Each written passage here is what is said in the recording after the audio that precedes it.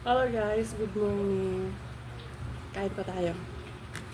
Ito po yung pagkain ko. Pancit canton na may dahon ng sibuyas tsaka dilis.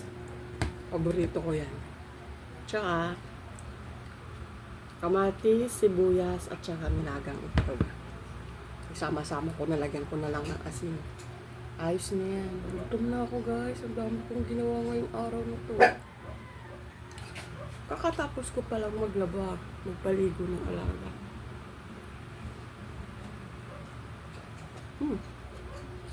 Tapos magiging akong bahay. Saan ko pa gagawin? Lugutom na ako. Mag-alas 12 na rin Wala si Gawa ngayon. Nagawa. Solo flight naman ako sa bahay. Pag ako lang kasi, hindi ko masyado na pagkain. Kaso lang, nangangatal na ako. Gutom na ako. Kaya kain ako. Pancit canton na may dahon ng sibuyas.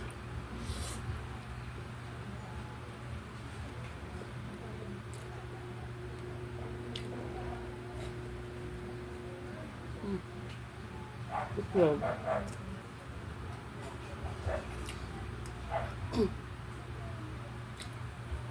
Saka sibuyas. Isa pang kamatis. Nakabili ako ng kamatis sa gabi mura. Kaya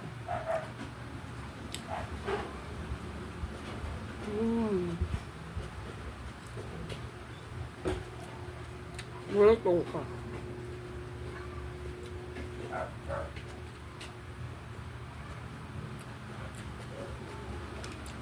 Okay guys, ano ba pagkain na tayo nga ako? Mukhang pagkain.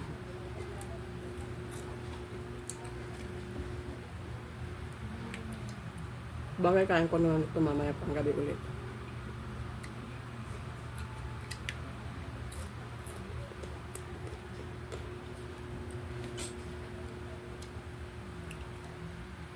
Masarap na ito. Itlog na may sibuyas at kamatis na hilaw. Nakabila ako kahapon ng sibuyas na mura. Doon sa Golden. Tapos kamatis. Ang lalaki pa, mura pa. Mahilaw-hilaw pa kaya bumili na ako.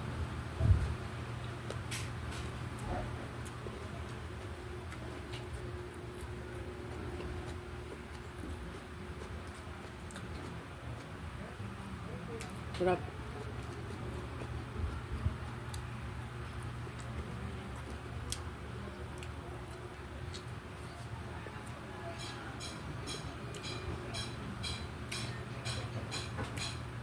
Siguro marami sa inyo nagtatanong ba't ang dami ko kumain ng kanin.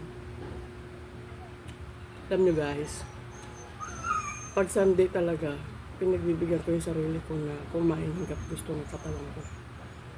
Kasi yung Monday hanggang Saturday, minsan, marami pa nga tong kanin ko sa baon ko. Kaunti lang naman.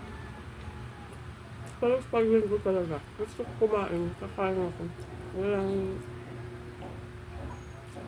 sabang kung diet ako, ayaw ko. Kaya sabihan pa nila ako mataba, okay lang sa akin. Basta wala akong nararamdaman sa katawan ko .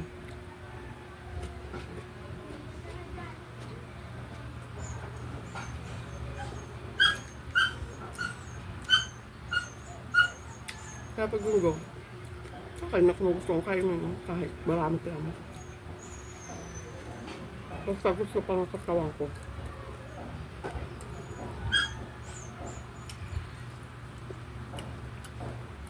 Kasi minsan ko lang naman ginagawa. Hindi naman araw-araw na ganito. Every Sunday lang ako kumakain talaga ng bonggang-bongga. Kasi yung 6 days, busy-busy sa trabaho, halos hindi na makakain ng ayos ng kanin. Kung ano-ano na nga lang kinakain.